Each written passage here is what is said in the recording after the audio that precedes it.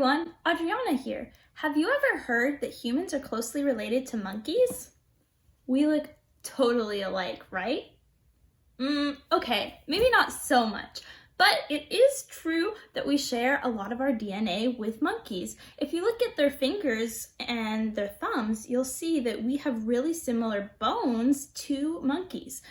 So I've been wondering a whole lot about why we look the way we do. And today we have a really fun science experiment with candy to figure out what exactly makes us look the way we do. So I don't know about you, but that's two of my favorite things put together, science and candy. So let's get to it.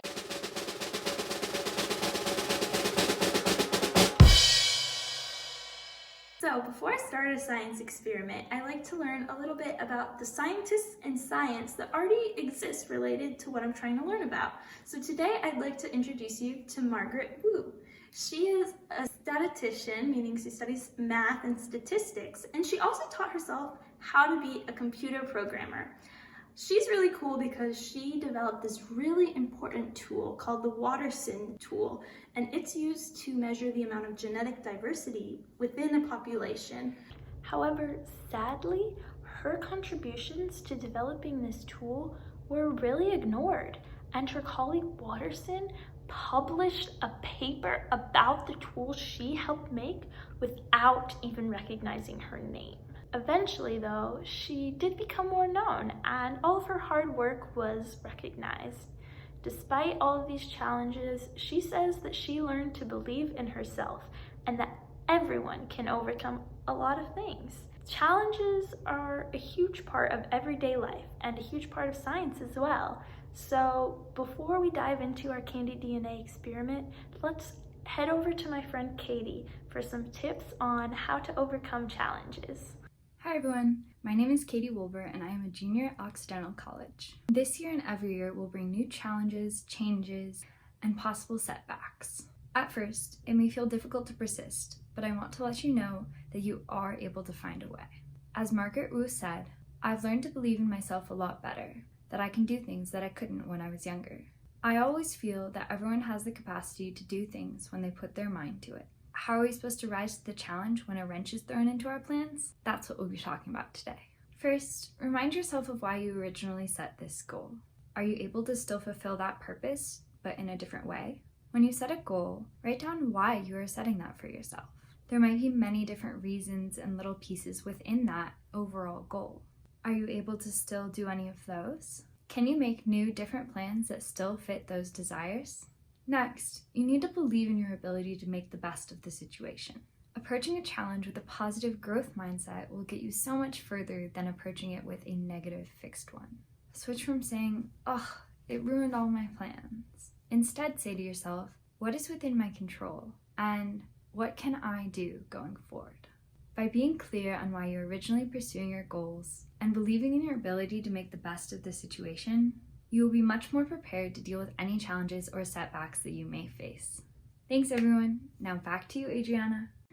The key to what makes us all different is DNA, which stands for deoxyribonucleic acid. And that is a thin molecule that kind of acts like a recipe. It tells our bodies and the cells in us what to do, what to look like. So let's use all of our candy to figure out what exactly DNA looks like. First things first, we're gonna make some DNA base pairs. So pull out a sheet of paper to work on, and let's grab a toothpick, and then pick two of your candy colors. So I'm gonna start with the green and the red candy. So you might have to cut up the candy. I already pre-cut some. Whichever two you pick are going to stick together kind of like Legos. But take one end of one of the candies, stick it onto the toothpick to about the middle, and then grab the other one and push it in to meet the green one, locking our first base pairs to be bound together. So once you've got a few base pairs put together, let's go ahead and take our longer stringy candies. Today we're using Sour Punch straws. You could also use something like Twizzlers, whatever you have at home. We're gonna use these as the DNA backbone. So you're gonna take in whatever random order you want some of your already made base pairs and just stick it into the backbone.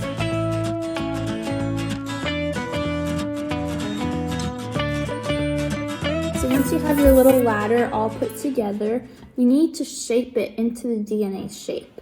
Do you know what DNA looks like? It kind of looks like a spiral staircase, something called a double helix. So if you just slightly rotate both ends of your ladder, you get this kind of spiral-like shape. And that's our DNA double helix. So here we have it. This is what DNA looks like, just on a level that we can see, because normally it's super teeny tiny and invisible to our bare eye. Feel free to eat your DNA now. So, DNA is the secret recipe that makes each of us who we are. Like we talked about at the beginning, humans are similar to monkeys. 99% of our DNA is shared between us and monkeys. Similarly, did you know that dogs and wolves also share the same 99% of DNA? That's why they kind of look similar too. Each of the little differences amongst our tiny little base pairs, which are the little colors in our DNA strand, those differences can really add up a lot. And it's what makes each and every one of us special. That was awesome. Thank you so much for joining me. Remember, you are all scientists and you are brilliant. See you next time, and be sure to like, comment, and subscribe to our social media channels for more fun science. Bye!